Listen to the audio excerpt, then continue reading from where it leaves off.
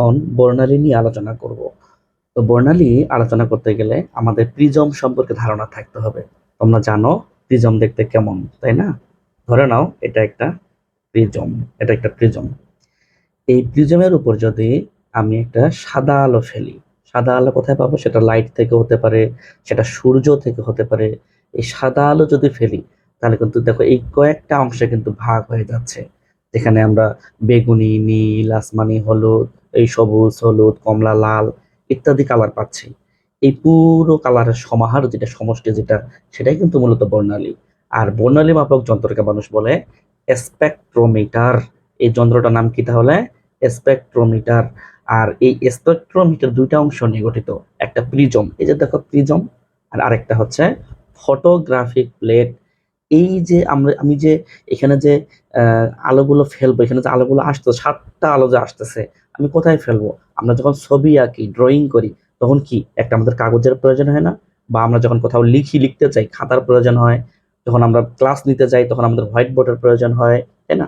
অনুরূপভাবে আমরা যে সাদা আলোটা বিশ্লেষিত হয়ে সাতটা অংশে ভাগ হয়ে যাবে, এগুলো কোথায় ফেলবো?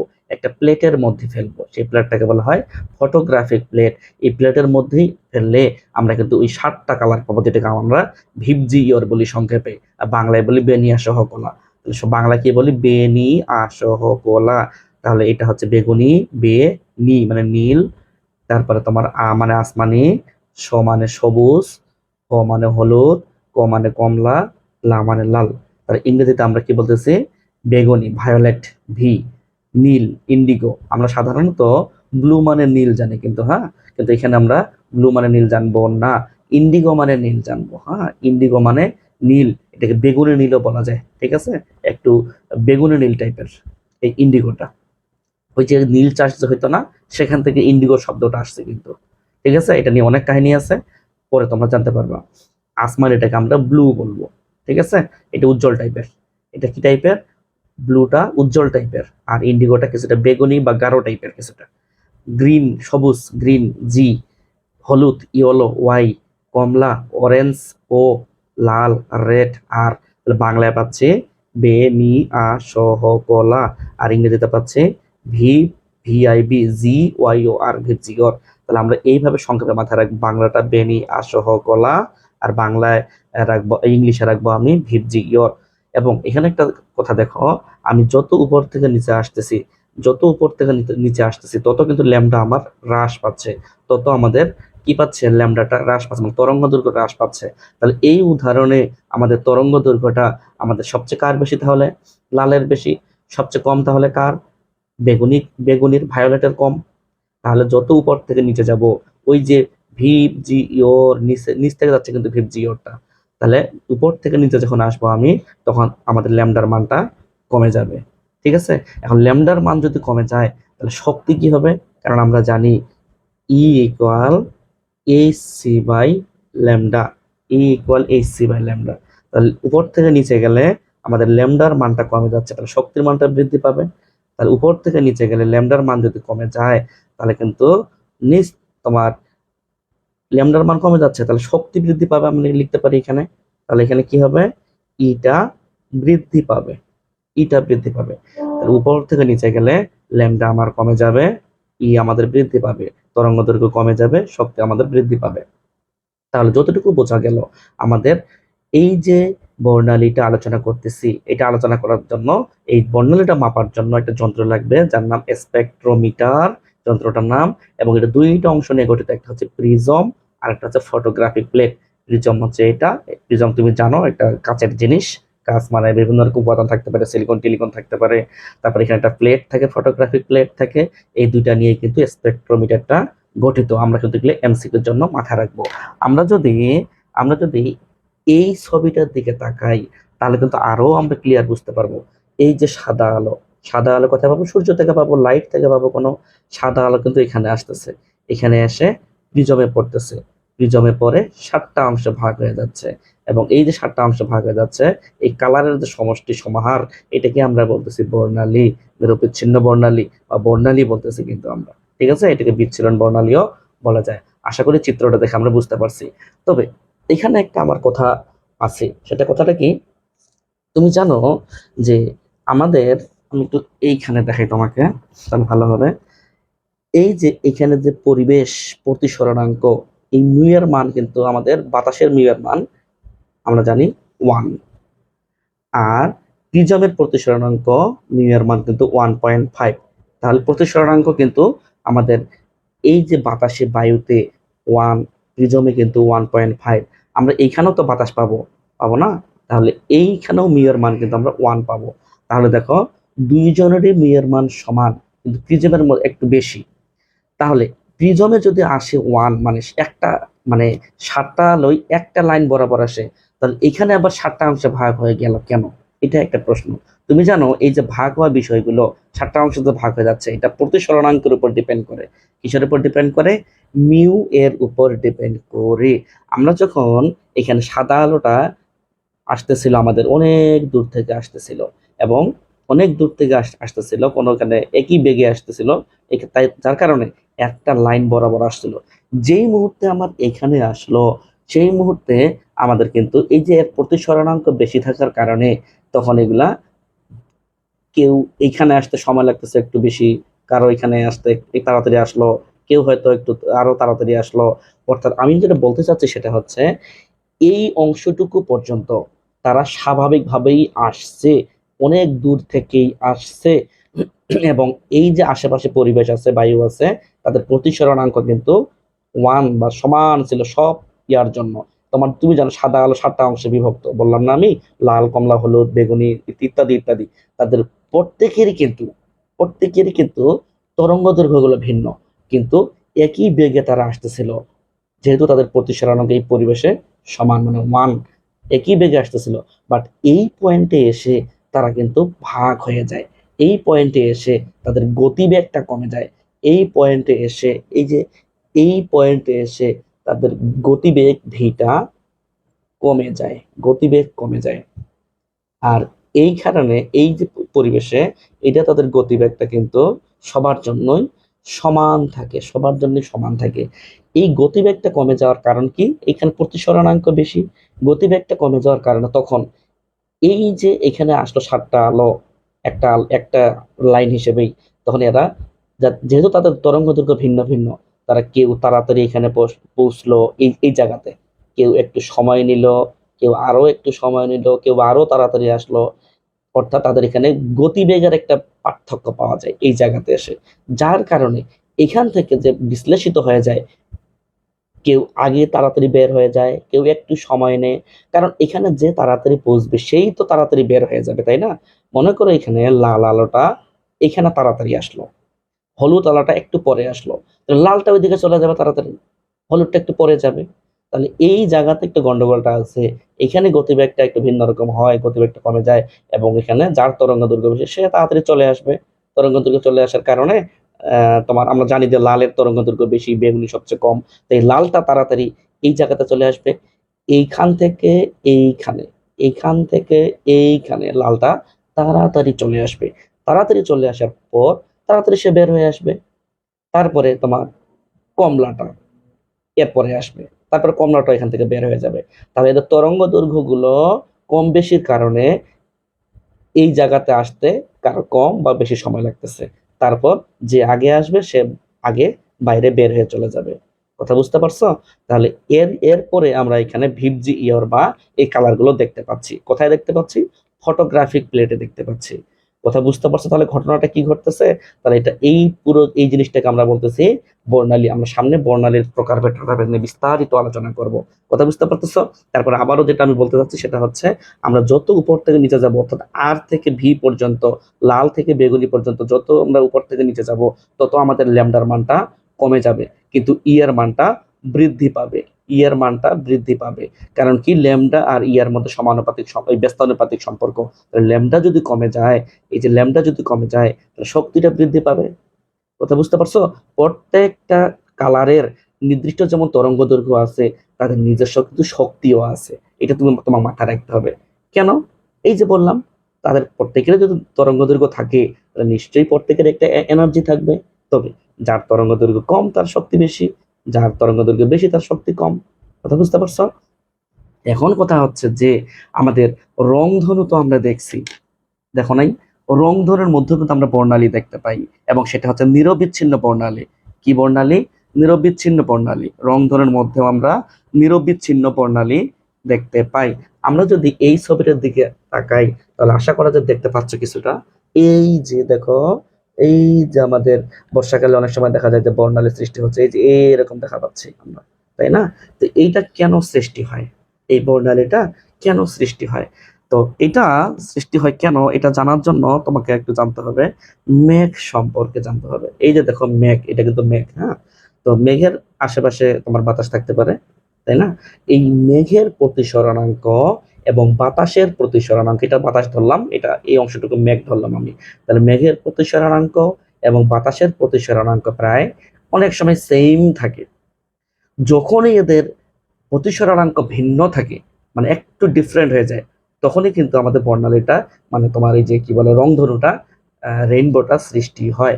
অর্থাৎ এখানে আমি যেটা বলতে চাচ্ছি সেটা হচ্ছে একটু নিচের দিকে যদি আসি, আমাদের এটা হচ্ছে সূর্য, এটা সূর্য, আমাদের এই মেঘ, আর এটা হচ্ছে এয়ার, বাতাস। এই মেঘ, তোমার মেঘটা আমি একটু লিখে দেই, প্রিজমের মতো আচরণ করে। প্রিজম, প্রিজম, প্রিজম এর মতো কাজ করে, কাজ করে। আমাদের সূর্য থেকে আলো আসতেছে, সাদা আলো আসতেছে, তাহলে এটা কোন আলো বলতেছি আমি? সূর্য থেকে। এটা আমি হোয়াইট আলো বলতেছি, সাদা আলো বলতেছি। আর মেঘটা আমাদের কিসের মতো আচরণ করবে? প্রিজমের মতো আচরণ করবে। যখন যখন প্রতিসরণাঙ্ক ডিফারেন্ট থাকবে, যখন এয়ার, এয়ার মানে বাতাস, বাতাস, যখন বাতাস এবং তোমার বাতাস এবং মেঘ, মেঘ, এই দুইজনের প্রতিসরণাঙ্ক ডিফারেন্ট থাকবে। প্রতিসরণাঙ্ক, প্রতিসরণাঙ্ক মানে মিউ বোঝাচ্ছি। এই দুজনের যখন প্রতিসরণাঙ্ক ডিফারেন্ট থাকবে, তখনই কিন্তু আমাদের ওই এই তোমার সাদা আলোটা মেঘের এখানে এসে 7টা অংশে ভাগ হয়ে যাবে, অর্থাৎ রংধনু সৃষ্টি হবে, অর্থাৎ ভিপজিওর সৃষ্টি হবে। কথা বুঝতে পারছো আমি কি বুঝাচ্ছি? তাহলে নর্মালি আমাদের মেঘের প্রতিসরণাঙ্ক এবং বাতাসের প্রতিসরণাঙ্ক সেম থাকে। যখনই এই মেঘের প্রতিসরণাঙ্কটা বাতাসের তুলনায় বেশি থাকে, মানে সেম থাকে না, এই যে বাতাস এবং মেঘের প্রতিসরণাঙ্ক ইকুয়াল নট থাকে না, সমান থাকে না, তখনই কিন্তু আমরা কি দেখতে পাই? রংধনু জিনিসটা দেখতে পাই। কথা বুঝতে পারছো আমি কি বুঝাচ্ছি? তাহলে এইভাবে কিন্তু আমরা রংধনু জিনিসটা দেখতে পাই। আশা করি আমরা বুঝতে পারছি যে কিভাবে রংধনু সৃষ্টি হয়। এবং এই এই যে তোমার 7টা রং দেখতে পাচ্ছি, এই জিনিসটাকে বলা হয় নিরবিচ্ছিন্ন বর্ণালী। আমরা এইখানে যে এই যে ভিপ জি ইয়র দেখতে পাচ্ছি, এটাকে বলা হচ্ছে নিরবিচ্ছিন্ন বর্ণালী বা কন্টিনিউয়াস বর্ণালী। আমরা কোন বর্ণালী দেখতে পাচ্ছি রংধনুর মধ্যে? এমসিকিউ কিন্তু এটা। নিরবিচ্ছিন্ন বর্ণালী বা কন্টিনিউয়াস বর্ণালী, কন্টিনিউয়াস বর্ণালী। আমরা যে বর্ণালীটা দেখতে পাচ্ছি সেটা হচ্ছে কন্টিনিউয়াস বর্ণালী দেখতে পাচ্ছি মেঘের, তোমার রংধনু যেটা দেখতে পাচ্ছি আমরা, রংধনুর মধ্যে যে বর্ণালীটা দেখতে পাচ্ছি। আমরা এখন এদের বর্ণালীর প্রকারভেদে চলে যাচ্ছি। আমরা বর্ণালীর প্রকারভেদে চলে আসলাম। তো বর্ণালী কি? দেখো, সূর্য থেকে নির্গত সাদা আলো, কোন আলো? সাদা আলো রশ্মি প্রিজমের মধ্যে প্রবেশ করানো হলে, কোথায় প্রবেশ করাইছি? প্রিজমের মধ্যে। তা বিচ্ছুরিত হয়ে ওই যে 7টা অংশে ভাগ হয়ে যাচ্ছে। ভিন্ন ভিন্ন তরঙ্গ দৈর্ঘ্যের যে 7টি আলোর সৃষ্টি হয়, অবশ্যই ভিন্ন ভিন্ন তরঙ্গ দৈর্ঘ্য, কারণ লাল, নীল, বেগুনি, এই জিনিসগুলো তো তরঙ্গ দৈর্ঘ্য সমান নয়। তাই ভিন্ন শব্দটা এখানে বলছে, ভিন্ন ভিন্ন তরঙ্গ দৈর্ঘ্যের যে 7টি আলোর সৃষ্টি করে, তার সমাহারকে, সমষ্টিকে আমরা কি বলবো? বর্ণালী বলবো। ঠিক আছে? এটা আমরা জ্ঞানমূলকের জন্য মাথায় রাখবো। ঠিক আছে? তারপরে দেখো এখানে প্রাকৃতিক ভাবেও প্রকৃতিতে বর্ণালী দেখা যায়, যেমন রংধনু। আমরা কিন্তু দেখে আসলাম রংধনু কিভাবে সৃষ্টি হয়।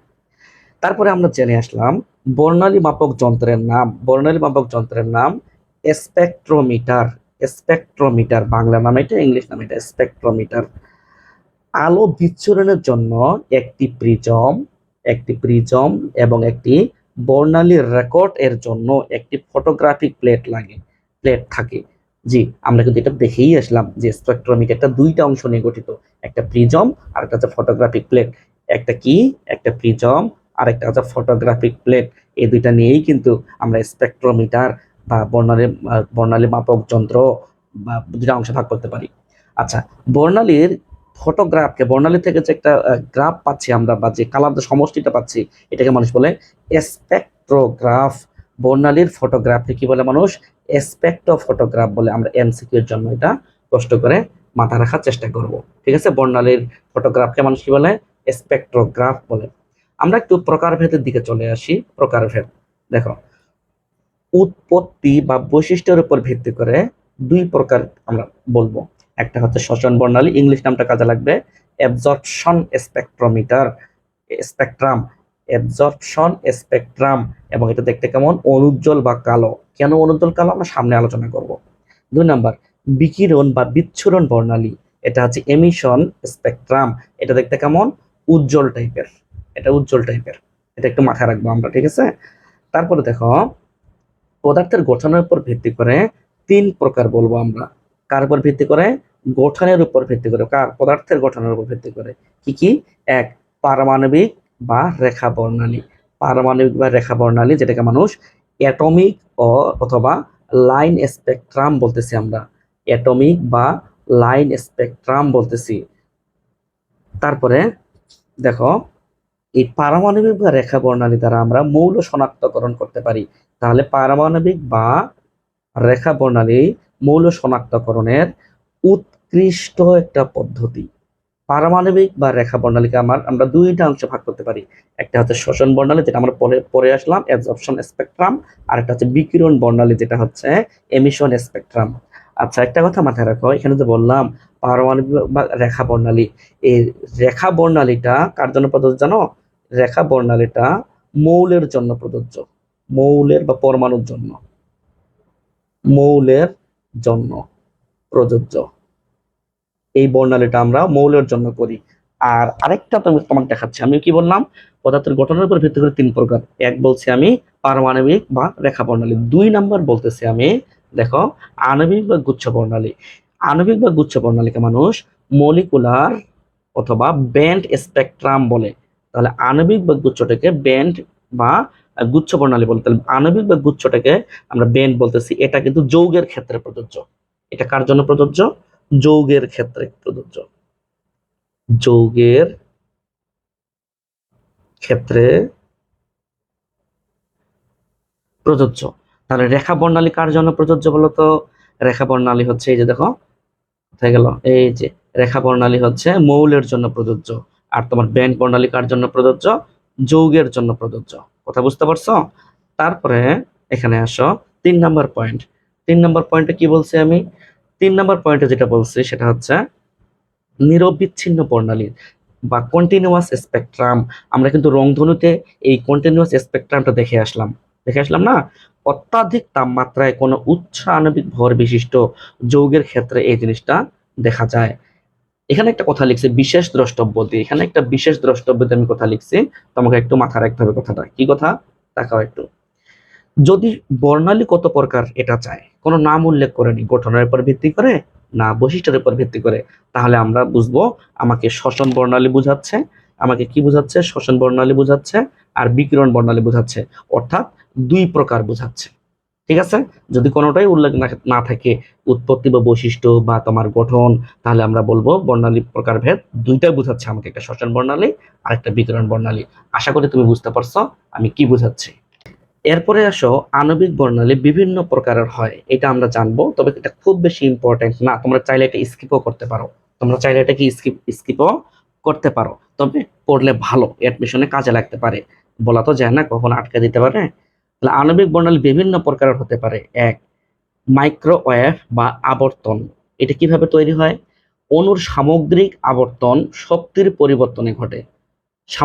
অণুর সামগ্রিক আবর্তনে শক্তির যে একটা চেঞ্জ হয়, এই চেঞ্জের ফলে যে বর্ণালীর সৃষ্টি হয় সেটাকে বলবো মাইক্রোওয়েভ বা আবর্তন বর্ণালী। 2 নম্বর আসো, অবলোহিত বা কম্পন বর্ণালী। কিভাবে হয়? নামটাই দিছি কম্পন, তাহলে কি হবে? অণুতে উপস্থিত পরমাণুর কম্পন কম্পন হবে কম্পনজনিত কারণে। তাহলে এটা হচ্ছে কম্পনজনিত কারণে। আর প্রথম যেটা বললাম মাইক্রোওয়েভ আবর্তন, এটা হচ্ছে অণুর আবর্তনে হবে, অণুর সামগ্রিক আবর্তনের পরে শক্তির একটা চেঞ্জ হবে, পরিবর্তন হবে। তাই এটাকে বলবো আমরা মাইক্রোওয়েভ আবর্তন বা মাইক্রোওয়েভ বা আবর্তন। আর নিচেরটাকে 2 নম্বরটাকে বলবো অবলোহিত বা কম্পন। 3 নম্বরে আসো, অতিবেগুনি দৃশ্যমান, অতিবেগুনি। অণুর এক আণবিক থেকে ভিন্ন আণবিক অরবিটালে ইলেকট্রন স্থানান্তরের ফলে, এক আণবিক থেকে ভিন্ন আণবিক, এক আণবিক থেকে ভিন্ন আণবিক অরবিটালে কি স্থানান্তর ফলে? ইলেকট্রন স্থানান্তরের ফলে যে বর্ণালীর, যে বর্ণালীর সৃষ্টি হয়, যে বর্ণালীর সৃষ্টি হয় সেটাই হচ্ছে অতিবেগুনি দৃশ্যমান বর্ণালী। 4 নম্বরে এসো এনএমআর। এনএমআর তো আমরা আলোচনা করছি কোথায়? এমআরআই যে আলোচনা করছিলাম আমরা, এমআরআই এর মূলনীতি সেখানে বলছিলাম নিউক্লিয়ার ম্যাগনেটিক রেজোনেন্স, সেখানে আমরা এনএমআর সম্পর্কে বিস্তারিত আলোচনা করছি। তাহলে এখানে চুম্বক ক্ষেত্র বি, চুম্বক ক্ষেত্রকে কি দ্বারা প্রকাশ করে? বি দ্বারা প্রকাশ করে, এবং এটা একটা ভেক্টর রাশি, তাই আমরা উপরে এই যে ভেক্টর চিহ্ন দিছি। তাহলে চুম্বক ক্ষেত্রের প্রভাবে বিশেষ কিছু নিউক্লিয়াস, এনইউ দ্বারা আমি নিউক্লিয়াস বোঝাচ্ছি, এর প্রোটনের বিন্যাসের পরিবর্তনের ফলে এটা তৈরি হয়। কার? প্রোটনের বিন্যাসের পরিবর্তনের ফলে এই বর্ণালী সৃষ্টি হয়। তারপরে দেখো এখানে রোমন বর্ণালী উচ্চ তীব্রতা সম্পন্ন দৃশ্যমান বিকিরণের ফলে সৃষ্টি হয়। দৃশ্যমান বিকিরণের ফলে এটা হয়। কার ফলে হয়?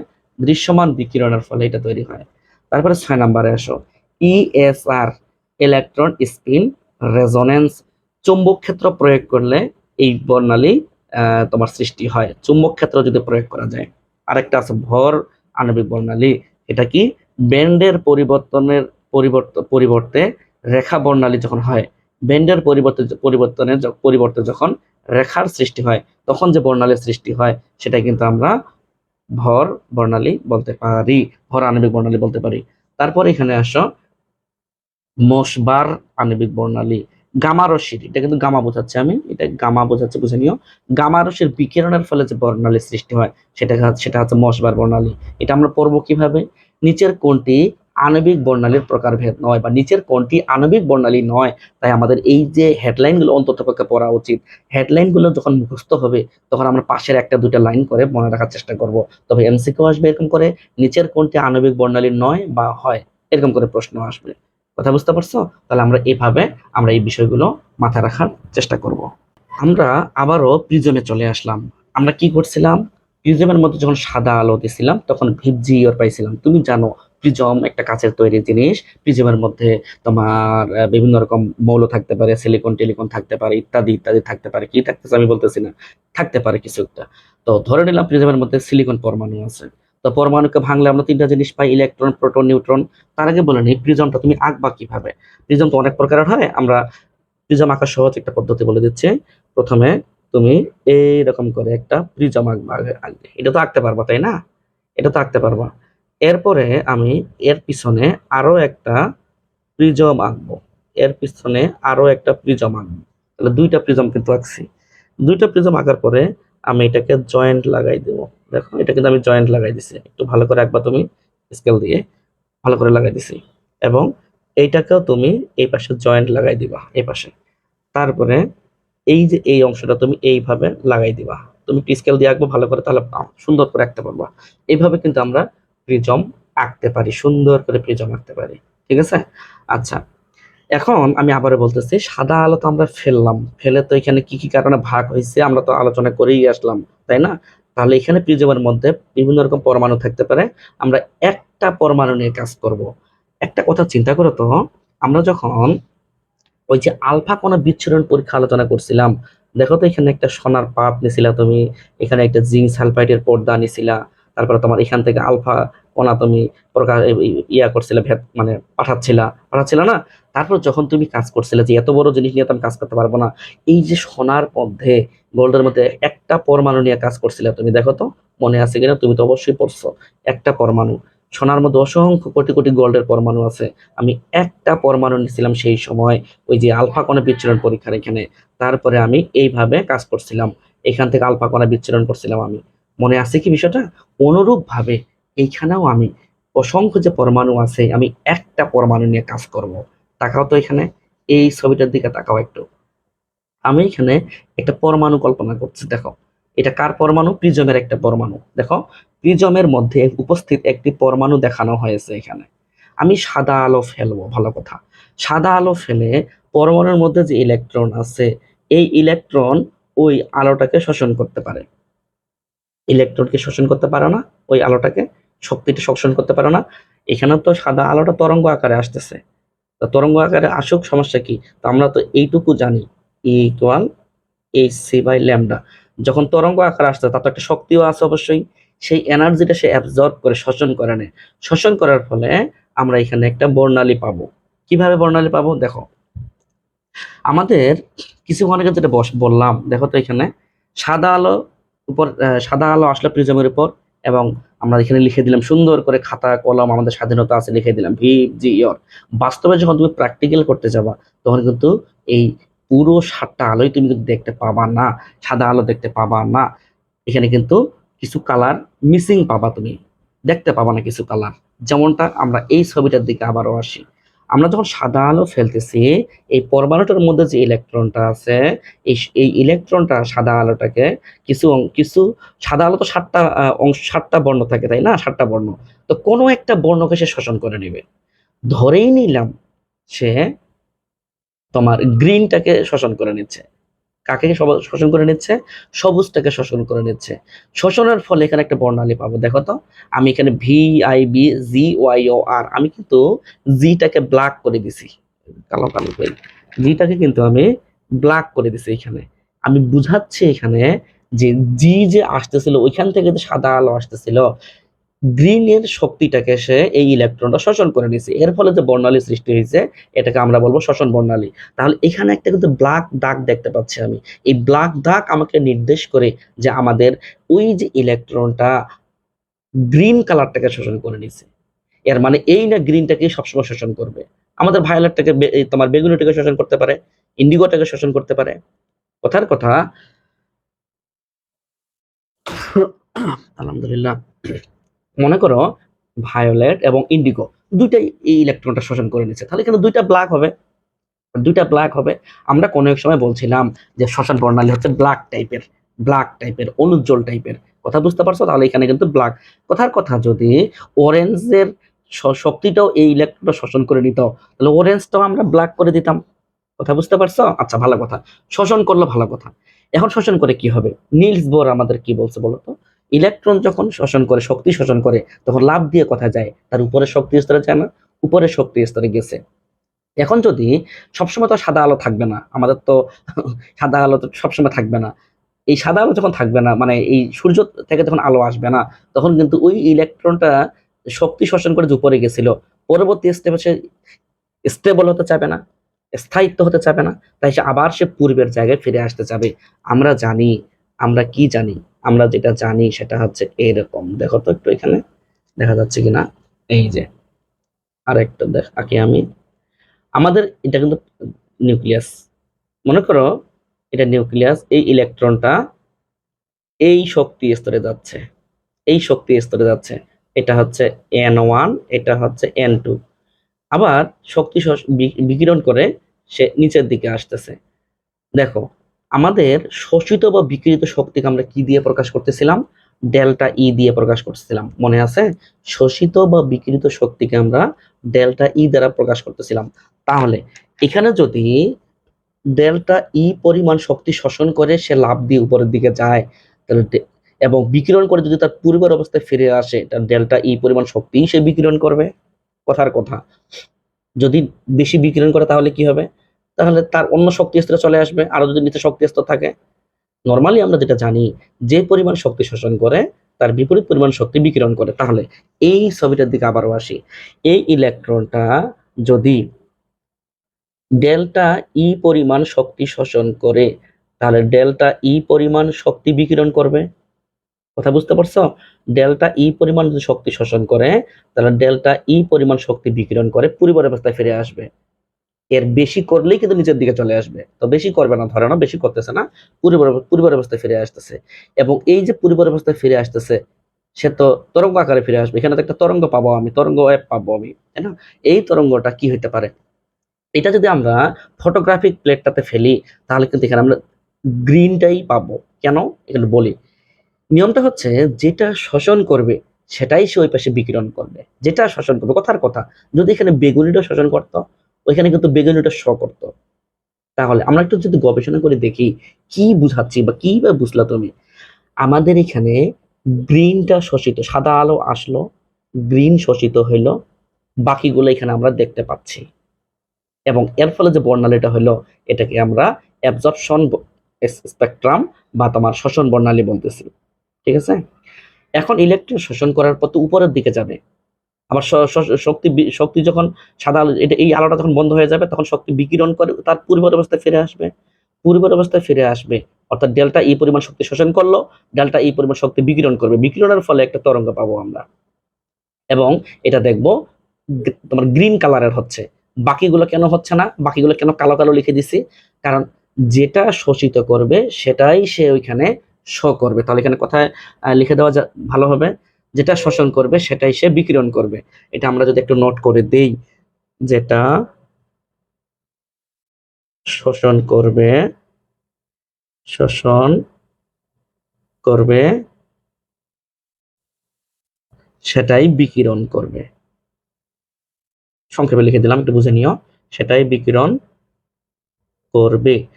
তাহলে আমরা যদি দেখতাম যে ইয়েলোটা শোষণ করতেছে, তাহলে ইয়েলোটা এখানে ব্ল্যাক হইতো, আবার ওই পাশে শোষণ করার পর যখন বিকিরণ করার পর নিচে আসবে তখন এখানে ইয়েলোটা শো করতো এখানে। তাহলে দেখতে পাচ্ছি আমরা আমরা দেখতে পাচ্ছি যে এখানে বিকিরণ বর্ণালী সৃষ্টি হচ্ছে, এখানে শোষণ বর্ণালী সৃষ্টি হচ্ছে। আমি যদি কোনোভাবে এই দুজন মানুষকে, এই দুইটা জিনিসকে, বিকিরণ বর্ণালী এবং শোষণ বর্ণালীকে যদি একত্রে করতে পারি, তাহলে কিন্তু আমরা এখানে নিরবিচ্ছিন্ন বর্ণালী পাবো, মানে 7টাই পাবো। কেমনে পেলাম? এই যে এখান থেকে 6টা জিনিস আসলো আর ওই দিক থেকে জিটা আসলো। আবারও বলতেছি, চেক করে দেখো, ভিআইবি ওয়াইও আর জিটা কোথা থেকে আসলো? জিটা এইখান থেকে এই জিটা আসছে, কারণ আমি তো দুইটাকে অ্যাড করছি, দুইটাকে কি করছি, দুইটাকেই যোগ করলে কিন্তু নিরবিচ্ছিন্ন বর্ণালী পাচ্ছি আমি। দেখো, দুইটাকে যোগ করলে নিরবিচ্ছিন্ন বর্ণালী পাচ্ছি। তাহলে শ্বসন বর্ণালী এবং বিকিরণ বর্ণালী যোগ করলেই নিরবিচ্ছিন্ন বর্ণালী পাচ্ছি। এখন প্রশ্ন হচ্ছে, সবসময় কি যোগ করতে হবে? না, তুমি যোগ না করলেও পারবা, কারণ আমার বিকিরণ বর্ণালীও কাজে লাগবে। কোথায় কাজে লাগবে? মৌল শনাক্তকরণে। মৌল শনাক্তকরণে আমাদের এই বিকিরণ বর্ণালীটা কাজে লাগে। কথা বুঝতে পারছো? আবার বলতেছি, মৌল শনাক্তকরণে আমাদের বিকিরণ বর্ণালীটা কাজে লাগে। আমরা যদি এখন একটা ছবির দিকে তাকাই, দেখো তো, আমরা একটা ছবির দিকে তাকাই, এখানে কন্টিনিউয়াস স্পেকট্রাম মানে নিরবিচ্ছিন্ন বর্ণালী, অ্যাবজর্পশন স্পেকট্রাম যেটাকে মানুষ শোষণ বর্ণালী বলছে, আর এমিশন স্পেকট্রাম যেটাকে মানুষ বলতেছে বিকিরণ বর্ণালী। আচ্ছা, আমরা একটু চিন্তা করে দেখি তো, আমাদের যে উদাহরণটা দেখলাম কিছুক্ষণ আগে, কোনটা শোষিত হয়েছিল? গ্রিনটা শোষিত হয়েছিল। যেটা শোষিত হয়েছিল সেটা কিন্তু ব্ল্যাক করে দিছিলাম আমি। তার মানে এই যে ব্ল্যাক চিহ্নগুলো তুমি দেখতে পাচ্ছ কি? এই যে ব্ল্যাক চিহ্নগুলো দেখতে পাচ্ছ, এর মানে হচ্ছে এই যে কালার গুলো, এগুলো কিন্তু শোষিত হয়েছে। শোষিত হওয়ার কারণে কিন্তু এই যে রেখাগুলো দেখতে পাচ্ছ এগুলো কিন্তু ব্ল্যাক হয়ে গেছে, আর বাকিগুলো কিন্তু উজ্জ্বলই আছে। যেটা আমরা এইখানে দেখাইছিলাম, দেখা একটু, গ্রিনটা শোষিত হয়েছিল, কোথায় গেল? এই যে গ্রিনটা শোষিত হয়েছিল, বাকিগুলো কিন্তু বাকিগুলো কিন্তু শো করতেছে, দেখতে পাচ্ছি আমরা, বাকিগুলো দেখতে পাচ্ছি কিন্তু গ্রিনটা দেখতে পাচ্ছি না। তাহলে এইখানেও দেখো, এই ছবিটার দিকে, এই ছবিটার দিকে দেখো, এই যে শোষণ বর্ণালী বা অ্যাবজর্পশন স্পেকট্রাম, এই যে কালো কালো দাগগুলো, এগুলো কিন্তু শোষিত হয়েছে, বিধায় কিন্তু এগুলো আমরা দেখতে পাচ্ছি না। তাহলে বুঝতে পারছো এটাকে শোষণ বর্ণালী কেন বলা হচ্ছে? আচ্ছা, বিকিরণ বর্ণালী বা এমিশন স্পেকট্রামে আসো। এই যে পুরোটাই কালো, কিন্তু মাঝে মাঝে কিছু রেখা দেখতে পাচ্ছি আমরা, রঙিন। ছবিটা দেখতে পাচ্ছ, এই যে এইটাও রঙিন, এটাও রঙিন, এটাও রঙিন, এটাও রঙিন, কিন্তু মাঝখানে কালো কালো দেখতে পাচ্ছি। অর্থাৎ এখানে দেখো, এই ছবিটা দেখে আমরা যে গ্রিনটা শোষিত হয়েছিল এখানে, এবং ওই পাশে বিকিরণ বর্ণালীতে শো করছিল, দেখা যাচ্ছিল, আর বাকিগুলো ব্ল্যাক হচ্ছিল। তার মানে বোঝা গেল, তার মানে বোঝা গেল যে এখানে একটু গবেষণা করো একটু, যে কোথায় গেল, এই যে, তার মানে এই যে জিনিসগুলো বিকিরণ বর্ণালী, আর বাকিগুলো কিন্তু বিকৃত হয় নাই, বিধায় আমরা দেখতে পাচ্ছি না। এই কারণে বাকিগুলো কিন্তু ব্ল্যাক হয়েছে। বাকিগুলোও যদি হইতো তাহলে বাকিগুলোকেও দেখতে পারতাম। কথার কথা, যদি আমাদের এখানে বেগুনিও শোষিত হইতো তাহলে বেগুনিটাও এখানে দেখতে পেতাম, বেগুনিটা এখানে সুন্দর দেখা যেত, ব্ল্যাক হইতো না। কথা বুঝতে পারছো? এবং দেখো তো, এই দুইটা যোগ করার ফলে আমি নিরবিচ্ছিন্ন বর্ণালী বা কন্টিনিউয়াস বর্ণালী পাচ্ছি। শোষণ বর্ণালী থেকে এই 3 3 6টা আসলো, আর বিকিরণ বর্ণালী থেকে ওই যে জিটা গ্রিনটা আসলো, এবং সবগুলোই আমরা দেখতে পাচ্ছি স্পষ্ট করে। দেখো, VIBGYOR, এখানে তো কালার দেওয়া যায় না, তাই আমি ছবিটা দেখাচ্ছি তোমাকে। দেখো, এখানে কিন্তু এই যে কন্টিনিউয়াস যে বর্ণালীটা, আমরা কোনো কালো দাগ দেখতে পাচ্ছি না, এটাকেই বলে কন্টিনিউয়াস বর্ণালী। এটাই আমরা রংধনুর মধ্যে দেখতে পাই, রংধনু একটা কি প্রাকৃতিক নিরবিচ্ছিন্ন বর্ণালী, এটা কিন্তু তোমাকে মাথায় রাখতে হবে। আশা করা যে আমি যাহা বললাম তাহা তুমি বুঝতে পেরেছো, আশা করা যায়। দেখা যাক ফাইনালি কি হয়। এখন আমরা দেখো, আমরা শ্বসন বর্ণালী আমরা যে আলোচনা করে আসলাম, একটু সংজ্ঞা দেওয়া যায় না? দেওয়া যায়। শ্বসন বর্ণালী কি ছিল আমরা যদি আমাদের মতো করে বলি, সাদা আলো আসছিল, এখানে শোষণ করছিল, শোষণ করার পরে আমাদের বর্ণালী সৃষ্টি হয়েছিল, এবং শোষণ করার পর উপরে গেছিল, উপরে শক্তি স্তরে গেছিল, শক্তি বিকিরণ করে যে বর্ণালী সৃষ্টি হয়েছিল, বিকিরণ বর্ণালী তৈরি হয়েছিল। এটা আমরা সংজ্ঞা আকারে সুন্দর করে দেবো, যেন ভবিষ্যতে জ্ঞানমূলক আসলে আমরা লিখতে পারি। দেখো তো একটু, আশা করি তুমি বুঝতে পারবা, আশা করি তুমি বুঝতে পারবা। দেখো, কোনো পরমাণুকে শক্তি প্রদান করা হলে পরমাণুর ইলেকট্রন প্রয়োজনীয় শক্তি শোষণ করে নিম্ন শক্তি স্তর থেকে উচ্চ শক্তি স্তরে গমন করে। আসলেই তো নিম্ন শক্তি স্তর থেকে উচ্চ শক্তি স্তরে গমন করছে, তাই না? গমন করে। এক্ষেত্রে সৃষ্ট বর্ণালীকে শোষণ বর্ণালী বলে। আশা করি বুঝতে পারছো, তাই না? আমরা বিকিরণ বর্ণালীর দিকে আসি, একটু বিকিরণ বর্ণালীর দিকে আসি। উত্তেজিত ইলেকট্রন উচ্চ শক্তি স্তর থেকে, কোন ইলেকট্রন? উত্তেজিত ইলেকট্রন উচ্চ স্তর বা উচ্চ শক্তি স্তর থেকে নিম্ন স্তরে ফিরে আসার সময় সৃষ্ট বর্ণালীকে বিকিরণ বর্ণালী বলে। তাহলে আমাদের এটার সাথে মিলে গেছে, হুবহু এই চিত্রের সাথে মিলে গেছে।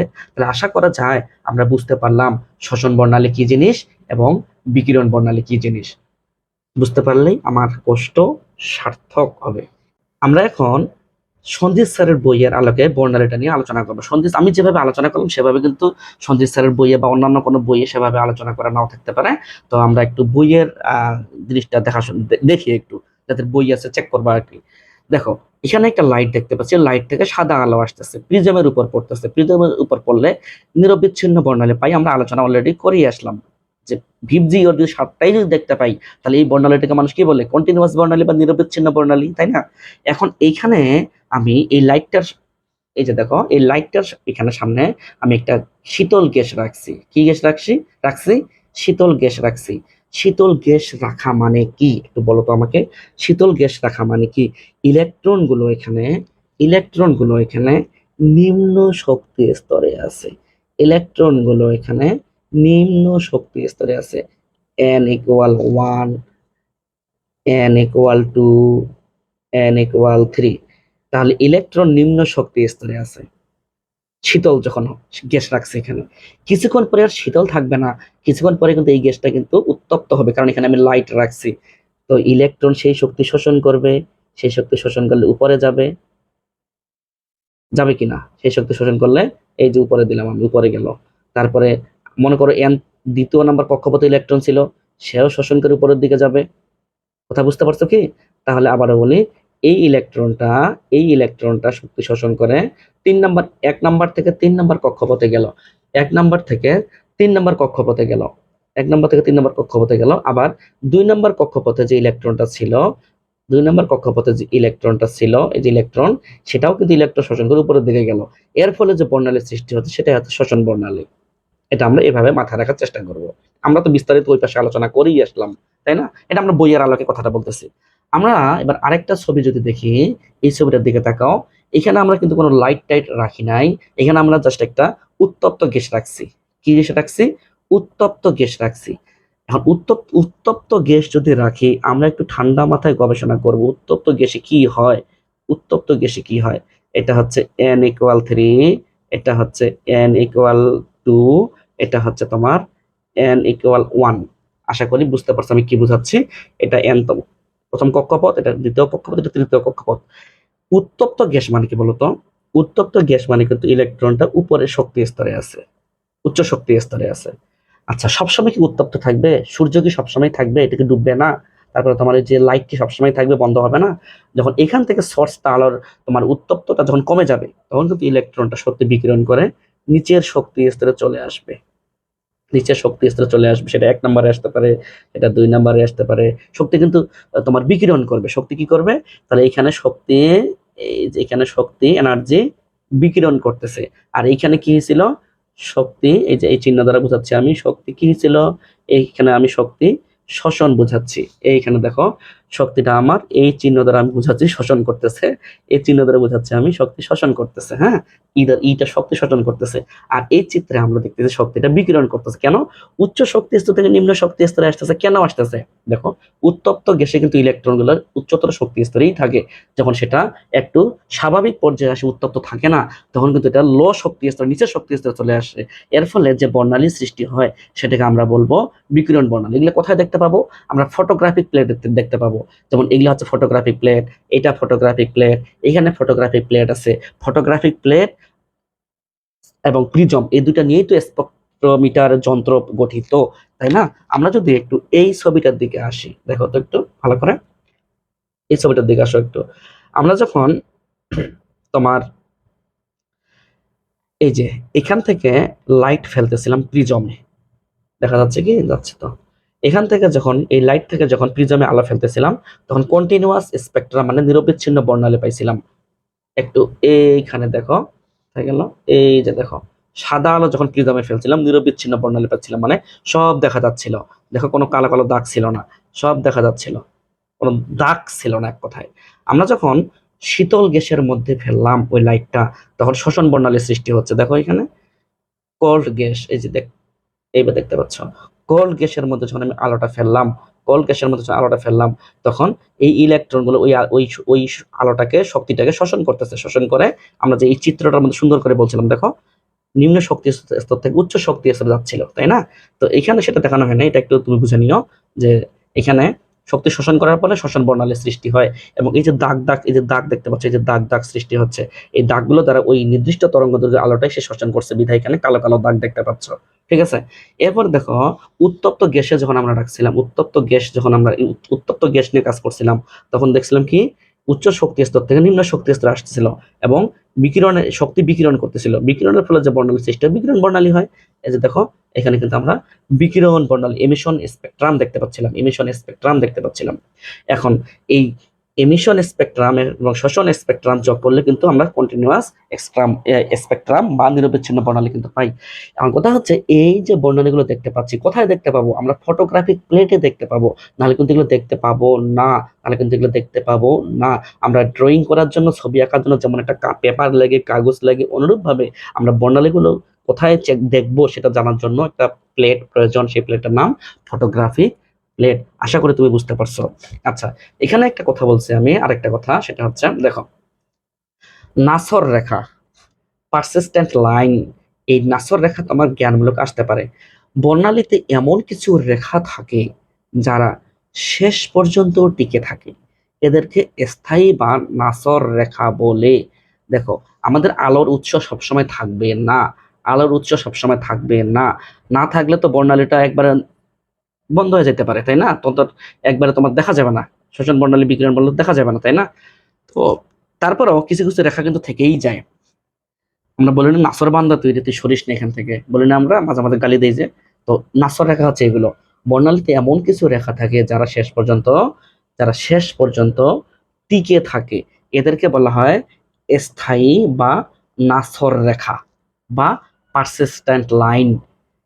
নাসর রেখা শনাক্ত করতে আরইউ পাউডার ইউজ করা হয়। কোন পাউডার ইউজ করা হয়? আরইউ পাউডার ইউজ করা হয়। আরইউ পাউডার বলতে রুথেনিয়াম পাউডার ইউজ করা হয়। এই রুথেনিয়াম পাউডারে মোটামুটি প্রায় 50টা 50টা বা তার বেশি মৌল মিক্সড থাকে।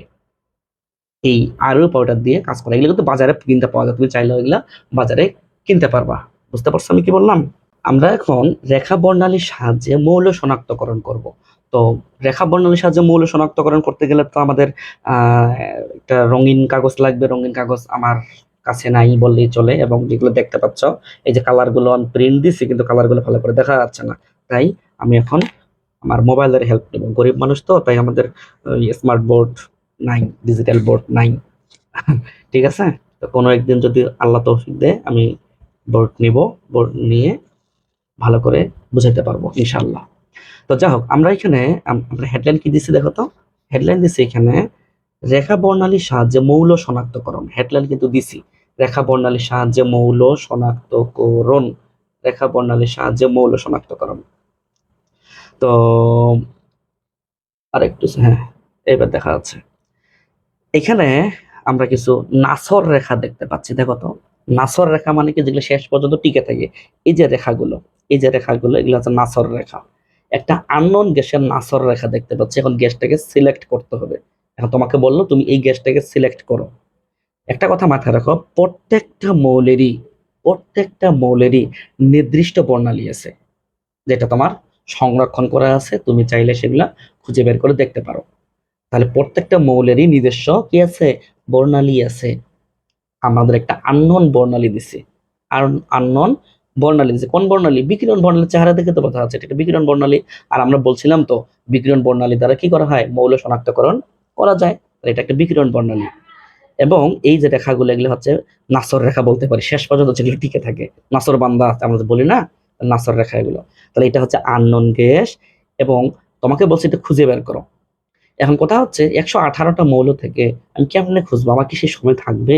এই ক্ষেত্রে স্যার আমাকে একটু সহজ করে দিছে, বললো যে এত কষ্ট তোমাকে আমি দিব না, তোমাকে কয়েকটা অপশন দিচ্ছি আমি, হাইড্রোজেন, হিলিয়াম, অক্সিজেন। তুমি একটু খুঁজে বের করো যে এই আননোন গ্যাসটা কোনটা হতে পারে, হাইড্রোজেন হতে পারে, না হিলিয়াম হতে পারে, না অক্সিজেন হতে পারে।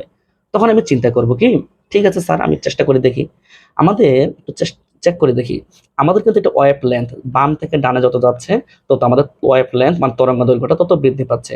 আমি দেখতে পাচ্ছি স্টার্ট লাইন হচ্ছে 400 ন্যানোমিটার এবং ইন্ট লাইন শেষে হচ্ছে 700 ন্যানোমিটার, কিন্তু ন্যানোমিটারে প্রকাশ করতেছি। বুঝতে পারছো? আচ্ছা, তো প্রথমে আমরা যে কাজটা করব, প্রথম যে এই যে লাইনটা, প্রথম যে স্পেকট্রাম লাইন, এটাকে স্পেকট্রাম লাইন বলতেছি, রেখাটা প্রথম লাইনটা, এটা কত হতে পারে? এটা কত হতে পারে? ধরে নিলাম তোমার এটা যদি 400, এটা 430 হয়, তাহলে 415, মনে করো 420 ধরলাম, এটা জাস্ট এক্সাম্পল ধরে নাও। 420, এই লাইনটা কোথায় আছে? 420-এ আছে, জাস্ট এক্সাম্পল ধরে নাও। কারণ এইখানে যদি তোমার 30 হয়, তাহলে এখানে ধরে নিলাম 20, এখানে 15, এখানে 5, এখানে 400। তাহলে এখানে এই লাইনটা, প্রথম লাইনটা আছে ধরে নিলাম 400, কত, 430। আমি যদি নোট করে নিই, কথা নোট করবো, আমার তো জায়গাও নেই। আমি যদি এখানে নোট করে নিই, এই জায়গাটা দেখা যাচ্ছে কিনা, যাচ্ছে 420 ন্যানোমিটার, এই রেখাটা 420 ন্যানোমিটার। এখন আমি খুঁজে বেড়াবো 420 কোথায় আছে। আমি চেক করে দেখব, এটা শুরু হয়েছে মনে করো 400, মনে করো আর কি, দেখাতে যাচ্ছে স্পষ্ট করে, এটা 410। দেখো এটা কিন্তু 10 লাইন, এটা কিন্তু 10 লাইন। এই যে এই লাইনটা কিন্তু 410 ন্যানোমিটার, এটা মাঝখানেরটা 410 ন্যানোমিটার। তাহলে এই লাইনটা, এই যে এটা যেটা নিয়ে যাচ্ছে আমি এই পাশে, এটা 410 ন্যানোমিটার। আর এই যে লাইনটা, এটা হচ্ছে 420 ন্যানোমিটার। তাহলে আমাদের স্টার্ট হয়েছে কোথা থেকে, কত কত থেকে বলো? স্টার্ট হয়েছে 420 থেকে। তাহলে হাইড্রোজেন শুরু হয়েছে আবার 410 থেকে। তো 410 তো হবে না, কারণ স্টার্ট লাইনটাই তো হয়েছে আমাদের 420 থেকে। তাহলে এই অপশন এমনিতেই বাদ, আমি আর ওই দিকে তাকাবোই না, ওই রেখাগুলো মিলাবোই না। ভালো কথা। এরপর আমি হিলিয়ামের দিকে আসি। হিলিয়াম স্টার্ট হয়েছে মনে করো 400-র দিকে, দেখো এখানে চেক করে 400 বা 401 দেখতে পাচ্ছি আমি, এখান থেকে স্টার্ট হয়েছে, তাই এটাও আমি নিচ্ছি না, তাই এই অপশনও আমি নিব না। আমি দেখতে পাচ্ছি প্রথমটা, যে আননোন গ্যাসের প্রথম লাইনটা ছিল তোমার 420-এ, একমাত্র অক্সিজেনটা আমি মিলাইতে পারছি। দেখো অক্সিজেন, এই লাইনটা দেখতে পাচ্ছ কি? আমি আরেকটু উপরে দেই। হ্যাঁ, দেখো এই লাইনটা আর এই লাইনটা পুরোপুরি মিলে যাচ্ছে, আননোন গ্যাসের এই লাইন আর অক্সিজেন গ্যাসের এই লাইন, এটাও কিন্তু 420। অক্সিজেন গ্যাসের এই লাইনটাও কিন্তু আমি দেখতে পাচ্ছি 420 ন্যানোমিটার, 420 ন্যানোমিটার দেখতে পাচ্ছি এই লাইনটা। এবং এটা দেখো, স্কেল দিয়ে চেক করে দেখো, সোজা সোজা আসছে, কিন্তু সোজা সোজা আসছে, মিলে গেছে কিন্তু অক্সিজেনটা। তাহলে আর কিন্তু যেহেতু অপশন দেয় নাই আমাকে স্যার, তাহলে কিন্তু আমি চোখ বন্ধ করে বলতে পারি এটাই হবে। এখন প্রশ্ন হচ্ছে, আরো যদি উনারা দিত তাহলে কিভাবে করতাম? তখন আমি চেক করতাম আমাদের বাম থেকে ডানে গিয়ে, ওই যে কতগুলো তোমার ঘিজিবিজি লেখা রেখা আছে না, দেখো তো এই পাশে, আননোনটার এই পাশে 500, মনে করো 90 থেকে 610, এই রেখাগুলো কিন্তু ক্লোজ হয়ে আছে কাছাকাছি। এরপর আমি দেখবো কোথায় কোথায় ক্লোজ হয়েছে। আমি দেখতে পাচ্ছি এইখানে ক্লোজ হয়েছে। তাহলে আগে আমি দেখবো স্টার্ট লাইনটা কোথা থেকে শুরু হয়েছে, তারপর ক্লোজ হয়েছে কোথা থেকে, কাছাকাছি শুরু হয়েছে কোথা থেকে। এটা যদি আমি মিলাইতে পারি, তাহলে কিন্তু এটা আমি আইডিয়া করতে পারবো। তো তোমার সুবিধার জন্য এখানে আমি কিছু কথা লিখে রাখছি, অবশ্যই তোমাকে দেখতে হবে। দেখো, ধাপ 1, আননোন গ্যাসের প্রথম স্পেকট্রাম লাইন এর ল্যামডা রেকর্ড বা নোট করে রাখবো, যেটা আমরা এই উদাহরণে 420 নোট বা রেকর্ড করে রাখছি। তাহলে ল্যামডার মানটা কি করব, নোট করে রাখবো বা রেকর্ড করে রাখবো, নোট করে রাখবো বা রেকর্ড করে রাখবো। এটা হলো ধাপ 1। ধাপ 2, আননোন গ্যাসের উচ্চ ল্যামডা এর উচ্চ তরঙ্গ দৈর্ঘ্যের স্পেকট্রাম লাইনগুলোর প্রকৃতি, ঘন বা হালকা, সেটা নোট করে রাখবো। আমি এইখানে দেখতে পাচ্ছি আমাদের আননোন গ্যাসের এই যে রেখাগুলো, যেগুলো 610-এর এদিকে, দেখো তো খুব ক্লোজ হয়ে আছে না, কাছাকাছি আছে না, ঘন হয়ে আছে না। অনুরূপভাবে অক্সিজেনটাও দেখতে পাচ্ছি মিলে গেছে। আমরা শুধু স্ট্রাট লাইন মিলে গেলেই কিন্তু আমরা ওইটাকে সঠিক উত্তর ধরবো না। এই উদাহরণে হয়তো ধরতে পারি, কিন্তু আরো যদি অপশন থাকে সেক্ষেত্রে কি হবে, এমনও হতে পারে কারো কারো স্ট্রাট লাইন মিলে গেছে কিন্তু ওই পাশের গুলো মিলতেছে না, তখন কি হবে? এখন বলতে পারো তাহলে কি আমরা কি সবগুলো লাইন গুনে গুনে চেক করব? না, সেটা না। আমরা প্রথম স্ট্রাট লাইন চেক করব, পাশাপাশি দ্বিতীয় ধাপে কি বললাম যে ক্লোজ হয়ে আছে কোথায়, কাছাকাছি আছে কোথায়, সেগুলো আমরা চেক করে দেখব। তাহলে এখানে 2 নম্বর পয়েন্ট কি বলছি, আননোন গ্যাসের উচ্চ তরঙ্গদৈর্ঘ্যের স্পেকট্রাম লাইনগুলোর প্রকৃতি, ঘন না হালকা, সেটা আমরা ভালো করে রেকর্ড বা নোট করে রাখবো। তো এই উদাহরণে দেখতে পাচ্ছে 610-এর ন্যানোমিটার, আগে তো ছিল প্রথম 400 এদিকে, তাই না? তো উচ্চ তরঙ্গ মানে কি, বেশি বেশি তরঙ্গ, এখানে 400 থেকে 460, 90, 520, ধীরে ধীরে ওইদিক বেশি হচ্ছে না? উচ্চ তরঙ্গ দৈর্ঘ্যগুলো দেখতে পাচ্ছি 610-এর দিকে দেখতে পাচ্ছি ক্লোজ হচ্ছে, তাহলে কিন্তু 2 নম্বর জিনিসটা আমাদের মিলছে, 2 নম্বর ধাপের সাথে কথাগুলো মিলছে। 3 নম্বর ধাপের দিকে আসো, বিশেষ কিছু স্পেকট্রাম লাইন চেক করব। বিশেষ কিছু স্পেকট্রাম লাইন চেক করব।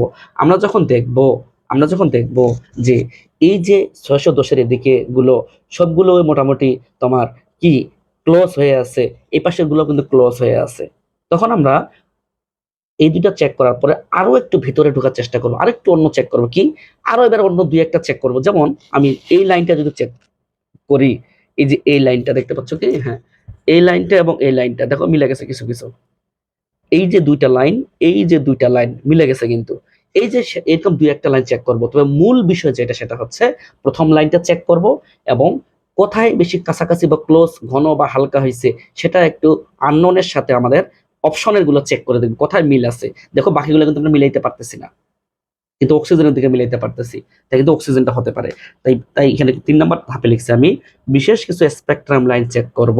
4 নম্বর ধাপে যেটা লেখা হয়েছে সেটা দেখো একটু, ফাইনালি বুঝতে পারবো আননোন গ্যাসটা কি হতে পারে। তাহলে এই উদাহরণে আননোন গ্যাস তুমি তোমার নিজের বিবেককে প্রশ্ন করে দেখো, তুমি কোনটা বলবা? নিশ্চয়ই হাইড্রোজেন বলবা না, হিলিয়াম বলবা না, অক্সিজেন বলবা। এইভাবে আমরা রেখা বর্ণালীর সাহায্যে মৌল শনাক্তকরণ করতে পারি। আমরা কিন্তু বিকিরণ বর্ণালীর হেল্প নিয়ে কাজটা করতেছি। কথা বুঝতে পারছো? আমরা এখানে কিছু বাংলা কথা নিয়ে কাজ করব। আমরা তো এতক্ষণ থেকে আলোচনা করে আসলাম, এখন একটু বাংলা কথাগুলো দেখব, যেগুলো আমরা কাজে লাগতে পারে। আমরা তো সবসময় বুঝার জিনিসটা মনে নাও থাকতে পারে, তোমাদের খাতায় অবশ্যই নোট করা থাকতে হবে। দেখো, কোন মৌলকে নিম্নচাপে রেখে তাপ বা বিদ্যুৎ ক্ষরণ দ্বারা এক্সাইটেড করলে ওই মৌলের ইলেকট্রনগুলো শক্তি শোষণ করে নিম্ন শক্তির অরবিটাল থেকে উচ্চ শক্তির অরবিটালে চলে যায়। খুব অল্প সময়ের ব্যবধানে ইলেকট্রনগুলো শক্তি বিকিরণ করে নিম্ন শক্তির অরবিটালে নেমে আসে। এই বিকীর্ণ শক্তিকে স্পেকট্রোমিটার যন্ত্রের সাহায্যে বিশ্লেষণ করলে যন্ত্রের ফটোগ্রাফিক প্লেটে বিভিন্ন রঙিন বা বর্ণহীন রেখার সমাহার পাওয়া যায়। এ রেখার সমাহারই মূলত রেখা বর্ণালী বা পারমাণবিক বর্ণালী। তাহলে প্রত্যেকটা লাইন তুমি বুঝতে পারছো, প্রত্যেকটা লাইন তুমি বুঝতে পারছো। তুমি যদি স্বাভাবিক মানুষ হয়ে থাকো, প্রত্যেকটা লাইন তুমি বুঝতে পারবা, কারণ আমরা এতক্ষণ থেকে বক বক করে আসলাম কি, তুমি প্রত্যেক লাইন বুঝতে পারবা। আর প্রত্যেকটা লাইন আমার বোঝানোর দরকার হবে না, আশা করা যায়। তারপরে দেখো, প্রত্যেকটা মানুষের আঙ্গুলের ছাপের মতোই পরমাণু রেখা বর্ণালী পৃথক থাকে। মূলত এই যে আমাদের বর্ণালীটা না, বর্ণালী প্রত্যেকটা মৌলের জন্য বললাম না যে নির্দিষ্ট বর্ণালী আছে, এটা কিন্তু আমাদের ফিঙ্গারপ্রিন্টের মতো। যেমন আমার ফিঙ্গারপ্রিন্ট তোমার সাথে মিলবে না, মিলবে? অনুরূপ ভাবে কোনো একটা মৌলের বর্ণালী অন্য একটা মৌলের সাথে মিলবে না। তাহলে আমার ফিঙ্গারপ্রিন্ট যেমন তোমার সাথে মিলবে না, অনুরূপ ভাবে সোডিয়াম পরমাণুর যে বর্ণালী সেটা ক্যালসিয়াম পরমাণুর সাথে মিলবে না। এটাই বলতেছি, প্রত্যেক মানুষের আঙ্গুলের ছাপের মতোই পরমাণুর রেখা বর্ণালী পৃথক থাকে। তাই প্রত্যেক মৌলের বৈশিষ্ট্যপূর্ণ বর্ণালী আছে, প্রত্যেক মৌলের বৈশিষ্ট্যপূর্ণ বর্ণালী আছে, এটা আমি আগেও বলে আসতেছি। বর্ণালীর প্রতিটি রেখার নির্দিষ্ট তরঙ্গদৈর্ঘ্য বা মিউ থাকে অবশ্যই, কারণ আমরা জানি nu equal c by lambda. তাহলে কম্পাঙ্ক আর তরঙ্গদৈর্ঘ্যের মধ্যে উল্টা উল্টো সম্পর্ক। তাহলে যদি তরঙ্গ থাকে নিশ্চয়ই কম্পাঙ্ক থাকবে, আবার আমরা শক্তিও থাকতে পারে, কারণ আমরা জানি, দেখো তো এখানে ই ইকুয়াল এইচ নিউ বা এইচ সি বাই ল্যামডা বলা যায় তো নাকি, তাহলে তরঙ্গ দৈর্ঘ্য বা কম্পাঙ্ক বা তোমার শক্তিও থাকতে পারে, বুঝে নিতে হবে। তাই তাই রেখা বর্ণালীতে সৃষ্ট বর্ণ ল্যামডা দেখে তরঙ্গ দৈর্ঘ্য দেখে মৌল শনাক্তকরণ করা যেতে পারে, তরঙ্গ দৈর্ঘ্য দেখে মৌল শনাক্তকরণ করা যেতে পারে। আর একটু ভালোভাবে আমি ক্লিয়ার করে বলি, দেখো আদর্শ রেখা বর্ণালী সৃষ্টি করব আগে, একটার সাথে মানে কম্পেয়ার করব কার সাথে, তাই আগে আদর্শ রেখার বর্ণালী একটা তৈরি করব আমি। এজন্য আরএও মানে রুথেনিয়াম পাউডার, এই যে দেখো রুথেনিয়াম পাউডার ইউজ করব। এই রুথেনিয়াম পাউডারে 50টির মতো মৌল থাকে। এই পাউডার থেকে সৃষ্ট বর্ণালীতে বিভিন্ন মৌলের জন্য বিভিন্ন তরঙ্গদৈর্ঘ্যের রেখা থাকে। কোনো অজ্ঞাত মৌল বা নমুনাকে উদ্দীপিত করে মানে এক্সাইটেড করে বর্ণালী সৃষ্টি করলে বর্ণালীতে অসংখ্য রেখার উৎপত্তি হয়। বর্ণালীতে সৃষ্ট কিছু উজ্জ্বল রেখার কোনো পরিবর্তন হয় না। এ ধরনের রেখাকে নাসর রেখা বা পারসিস্টেন্ট লাইন বলে। তো বুঝতে পারছো কিনা আমি জানি না। তাহলে এই যে আননোন গ্যাসটা দেখতে পাচ্ছ তুমি, এই আননোন গ্যাসটা আমাদের এই আননোন গ্যাসটার এই যে রেখাগুলো, এই রেখাগুলোকে আমি নাসর রেখা বলতেছি। তুমি বাংলা কথাগুলো একটু ভালো করে বোঝার চেষ্টা করবা, রিডিং বোঝার চেষ্টা করবা, ঠিক আছে? তারপরে দেখো এখানে কি বলা হয়েছে, এ নাসর রেখার নির্দিষ্ট কি থাকে, তরঙ্গ দৈর্ঘ্য থাকে। এই রেখাকে আদর্শ পারমাণবিক রেখা বর্ণালীর সাথে তুলনা করে মৌল শনাক্তকরণ করা যায়। এই রেখাকে আদর্শ পারমাণবিক রেখা বর্ণালীর সাথে তুলনা করে মৌল শনাক্তকরণ করা যায়। যেমন সোডিয়াম ধাতুকে নিম্ন চাপে কাঁচ পাত্রে সংরক্ষণ করে তার ভিতর তড়িৎক্ষরণ করলে হলুদ বর্ণের আলো বিকিরিত হয়। এই হলুদ বর্ণের আলোককে স্পেকট্রোমিটার যন্ত্রে বিশ্লেষণ করলে সবুজ বর্ণের একটি উজ্জ্বল রেখা স্পেকট্রোমিটার যন্ত্রের ফটোগ্রাফিক প্লেটে দৃশ্যমান হয়। সবুজ বর্ণের এই রেখা দ্বারা সোডিয়াম ধাতু শনাক্ত করা যায়। তো এখানে একটু গবেষণা করে দেখো, আমাদের এটা একটা মোমবাতি, এটা একটা লাইট, আমি এখানে লাইট জ্বলতেছে, আমি এখানে সোডিয়াম ধাতু রাখবো, একটা সোডিয়াম ধাতু এখানে নিব। তো তুমি জানো সোডিয়াম সোডিয়াম যে ইলেকট্রনটা, শেষের ইলেকট্রনটা 3 নাম্বার কক্ষপথে থাকে। 3 নাম্বার কক্ষপথে থাকে সোডিয়ামের ইলেকট্রনটা, শেষের ইলেকট্রনটা। তাহলে সে শক্তি শোষণ করবে, শক্তি শোষণ করে সে লাফ দিয়ে কোথায় যাবে, উপরে শক্তি স্তরে চলে যাবে। ধরে নিলাম এটা হচ্ছে 4 নাম্বার কক্ষপথ, ধরে নিলাম এটা হচ্ছে 5 নাম্বার কক্ষপথ। তাহলে সোডিয়ামটা কি করবে, শক্তি শোষণ করবে। সোডিয়ামটা শক্তি শোষণ করবে, এই চিহ্ন দ্বারা শোষণ বোঝাচ্ছে, বুঝে নিও। ই সে শোষণ করবে, শোষণ করে সে উপরের দিকে চলে গেল। এরপর শক্তি বিকিরণ করে সে পূর্বের অবস্থায় ফিরে আসবে। শক্তি বিকিরণ করে পূর্বের অবস্থায় ফিরে আসবে, শক্তি বিকিরণ করে। এই চিহ্ন দ্বারা আমি শক্তি বিকিরণ বোঝাচ্ছি। তাহলে এখানে এন এন মানে n=3 মানে 3 নাম্বার কক্ষপথ থেকে যখন সে 5 নাম্বার কক্ষপথে গেল, এমনি এমনি তো যাবে না, শক্তি শোষণ করবে। কোথায় পাবে, এই যে আগুন থেকে পাইছে সে, শক্তি শোষণ করে উপরের দিকে চলে গেছে।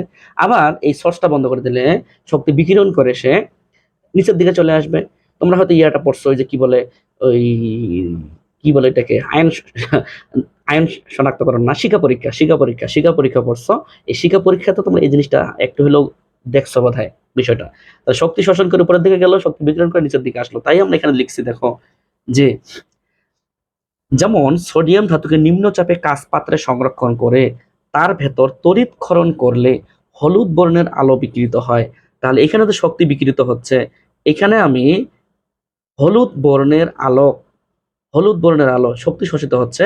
এই শক্তিটা আমি চেক করে দেখলাম বইয়ের সাথে, মনে করো যে হলুদ কালার পাচ্ছি আমি, হলুদের যে রেঞ্জ আছে ন্যানোমিটার, তুমি চেক করো যে হলুদ পাচ্ছি আমি। তাহলে হলুদ বর্ণের আলো বিকৃত হয়। এই হলুদ বর্ণের আলোককে কোথায় ফেলবো, স্পেকট্রোমিটারে ফেলবো। স্পেকট্রোমিটার স্পেকট্রোমিটার স্পেকট্রোমিটারে ফেলবো। স্পেকট্রোমিটারে ফেললে বিশ্লেষণ করব এবং সবুজ বর্ণের একটা আলো পাবো। কোন কালার পাবো, সবুজ কালার পাবো আমি, সবুজ বর্ণ পাবো আমি, সবুজ বর্ণ। একটি উজ্জ্বল রেখা পাওয়া যাবে। মিটার ফটোগ্রাফিক প্লেটে দৃশ্যমান হবে, কারণ স্পেকট্রোমিটারের মধ্যে ফটোগ্রাফিক প্লেট থাকে। তাহলে স্পেকট্রোমিটারের মধ্যে ফটোগ্রাফিক প্লেটে আমি সবুজ একটা কালার পাবো। এই সবুজ কালার দেখে শিওর হবো আমি সোডিয়াম ধাতু আছে। আমি বারবার তোমাকে বলে আসলাম প্রত্যেকটা মৌলের জন্য আলাদা আলাদা বর্ণালী আছে। প্রত্যেকটি প্রত্যেকটি প্রত্যেকটি মৌলেরই আলাদা আলাদা বর্ণালী বর্ণালী আছে। বর্ণালী কালার, বর্ণালী বা বর্ণালী বলতে এখানে বর্ণটা বোঝাচ্ছি, কালার বা বর্ণ বা বর্ণালী আছে। আমাদের ওটা জানা থাকতে হবে। কি থাকতে হবে? আমাদের জানা থাকতে হবে। যেমন তোমাকে যদি আমি বলি যে কপার, সাথে সাথে তোমার মাথায় কেস করবে যে ও এটা 29। যদি তোমাকে আমি বলি সালফার, সাথে সাথে তুমি বলবো ও আচ্ছা আচ্ছা এটা 16। যদি তোমাকে বলি আমি অ্যালুমিনিয়াম, সাথে সাথে তুমি বলবো ও আচ্ছা আচ্ছা এটা 13। তার মানে তোমার এই কালারগুলো সংরক্ষণ করা আছে, তুমি চাইলে এই কালারগুলো পাবা। প্রত্যেকটা মৌলের জন্য আলাদা আলাদা বর্ণ, কালার বা তোমার কি বলে এটাকে বর্ণালী আছে। এই বর্ণালীটা আমরা দেখবো। তাহলে কি বললাম? এখান থেকে হলুদ কালার বের হবে। কোন হলুদ? সোনালী হলুদ। এটা হলুদ বলতে পারি, অথবা সোনালী হলুদও বলতে পারি। যারা আমরা শিক্ষা পরীক্ষা পড়ছি তারা জানি যে সোডিয়াম সোনালী হলুদ কালার দেয়। এই সোনালী হলুদ কালারটা কোথায় ফেলবো? তারপর স্পেকট্রোমিটার যন্ত্রে ফেলবো। স্পেকট্রোমিটারের মধ্যে তোমার ফটোগ্রাফিক প্লেট আছে। ওই প্লেটে একটা কালার শো করবে, সবুজ বর্ণ। আর আমার আগে থেকে জানা থাকবে বা স্যারের জানা আছে যে স্যার তো তুমি প্র্যাকটিক্যাল করতে দিবে, স্যারের জানা আছে সবুজ বর্ণ মানে কোনটা। যখন তুমি স্যারকে বলবো স্যার এখানে সবুজ কালার বের হয়েছে, এটা স্যার সোডিয়াম, তখন স্যার বলবে আসলেই তো সবুজ বর্ণ থাকলে সোডিয়াম হয়। তাহলে এভাবেই তুমি রেখা বর্ণালীর সাহায্যে মৌল শনাক্তকরণ করতে পারবা। আশা করি তুমি আমার এই কথাগুলো বুঝতে পারছো। দেখো, আমরা বর্ণালী মাপক যন্ত্র আলোচনা করে আসলাম, স্পেকট্রোমিটার আলোচনা করে আসলাম না। স্পেকট্রোমিটারের সাহায্যে বর্ণালী বিশ্লেষণ পদ্ধতিকে আবার বর্ণালীমিতি বলে। বর্ণালীমিতিকে আমরা স্পেকট্রোমেট্রি বলতে পারি। দেখো এখানে স্পেকট্রোফটোমেট্রি বলতে পারি, স্পেকট্রোস্কোপি বলতে পারি। এটাই বেশি ইউজ করা হয়, স্পেকট্রোস্কোপি বলতে পারি। এই স্পেকট্রোস্কোপি এটা কোন শব্দ? গ্রিক শব্দ। এই শব্দটা, এই স্পেকট্রোস্কোপিটা দুইটা শব্দ নিয়ে গঠিত। একটা হচ্ছে স্পেকট্রাম, যেটা হচ্ছে দৃশ্যমান, অ্যাপিয়ারেন্স, দৃশ্যমান দেখা যাচ্ছে যেটা। আর স্কোপ, টু সি, দেখা যাচ্ছে যেটা। অর্থাৎ স্পেকট্রাম আর স্কোপ এই দুইটা শব্দ থেকে স্পেকট্রোস্কোপি এই শব্দটা আসছে। আশা করি বুঝতে পারছো। আমি অনেক কথা বললাম। আহ যদি কোনো ভুলভ্রান্তি হয়ে থাকে অবশ্যই তোমরা কমেন্টে জানাবা। আমি চেষ্টা করলাম যতটুকু পারি আলোচনা করার। আমরা হাইড্রোজেন পারমাণবিক বর্ণালী নিয়ে আলোচনা করব। যারা তোমরা পড়াশোনা করছো লাইমেন, বামার, পেস্টেন পড়ছো না, এগুলো নিয়ে আমরা আলোচনা করার চেষ্টা করব। আমাদের যে টপিকটা আমরা আজকে আলোচনা করলাম, এই টপিকটা খুব একটা বোর্ড পরীক্ষার জন্য ইম্পর্টেন্ট না। তবে এটা জানলে অ্যাডমিশনে তোমার অনেক কাজে লাগবে। পাশাপাশি তোমার অনেক কিছু জানা থাকবে। যেভাবে প্রশ্ন আসুক, আশা করা যায় ইনশা আল্লাহ তুমি এই কোশ্চেন গুলো সলভ করতে পারবা। তবে একবারে দেখলে কিন্তু তুমি পারবা না। ভিডিওটা তোমাকে বারবার বারবার দেখতে হবে, আটকে আটকে দেখতে হবে, বারবার নোট করতে হবে, বুঝতে হবে। না বুঝলে ওই কথাগুলো আবার দেখতে হবে বারবার। প্রয়োজনে ক্লাসে আমাকে জিজ্ঞেস করতে হবে যে এটা আমি বুঝি নেই ভিডিও দেখার পরেও। বুঝতে পারছো? তো আমরা আমাদের এই ক্লাসটা এখানে শেষ করলাম। আল্লাহ হাফেজ।